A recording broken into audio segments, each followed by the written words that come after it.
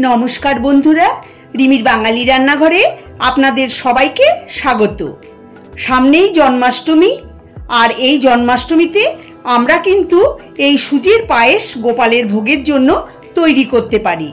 আমার আজকের রেসিপি সুজির পায়েস। এটা বানানো খুবই সহজ। সুজির পায়েস বানানোর জন্য গ্যাস অন করে কড়াই বসিয়ে বড় এক টেবিল চামচ ঘি দিয়ে দিচ্ছি।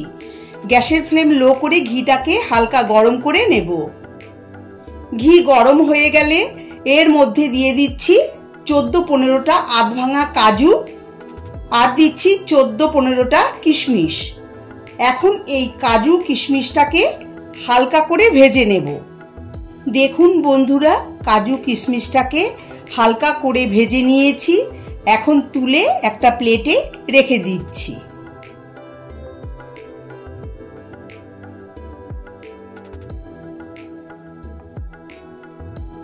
এখন ঘিয়ে দিয়ে দিচ্ছি সুজি। এখানে আমি হাফ কাপেরও একটু বেশি সুজি নিয়েছি। এখন মিডিয়াম টু লো ফ্লেমে সুজিটাকে হালকা করে ভেজে নেব। যখন দেখবেন সুজি হালকা লালচে কালার ধরতে শুরু করেছে তখন নামিয়ে একটা পাত্রে রেখে দেব। সুজি ভাজতে আমার 2.5-3 মিনিটের মতো সময় লেগেছে।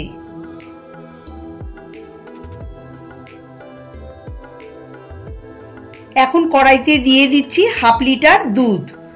এখন গ্যাসের ফ্লেম মিডিয়ামে করে নাড়িয়ে চাড়িয়ে দুধটাকে ফুটিয়ে নেব। দুধ ফুটতে শুরু করলে এর মধ্যে দিয়ে দেব ভেজে রাখা সুজি। এখন সুজিটাকে দুধের সঙ্গে খুব ভালো করে মিশিয়ে নেব, যেন কোনো দলাভাব না থাকে, সেটা খেয়াল রাখতে হবে। সুজি দুধের সঙ্গে ভালো করে মিশে গেলে এর মধ্যে দিয়ে দিচ্ছি চিনি। মিষ্টিটা আপনারা আপনাদের পছন্দ মতো কম বেশি করে নিতে পারেন।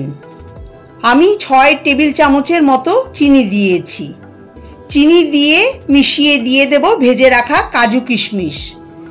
চিনি কাজু কিশমিশ দিয়ে মেশানো হলে মিডিয়াম টু লো ফ্লেমে এটাকে ফুটিয়ে নেব। আমার চ্যানেলে নতুন বন্ধু হয়ে থাকলে চ্যানেলটাকে সাবস্ক্রাইব করার অনুরোধ রইল। যখন দেখবেন চিনি গলে গেছে আর পায়েস কিছুটা ঘন হয়ে গেছে তখন এর মধ্যে দিয়ে দেব 2-3টে থেতো করা এলাচ। এটা দিলে সুন্দর ফ্লেভার হবে। এলাচ দিয়ে পায়েসের সঙ্গে মিশিয়ে দেব। পায়েস আর ঘন করব না, কারণ ঠান্ডা হলে কিছুটা ঘন হয়ে যাবে। গ্যাসের ফ্লেম বন্ধ করে দিচ্ছি। তৈরি হয়ে গেল সুজির পায়েস। গরম অবস্থাতে বাটিতে ঢেলে নিচ্ছি। পায়েস ঠান্ডা করে আপনারা গোপালের ভোগে নিবেদন করতে পারেন। আমার আজকের এই রেসিপি আপনাদের কাছে কেমন লাগলো অবশ্যই জানাবেন।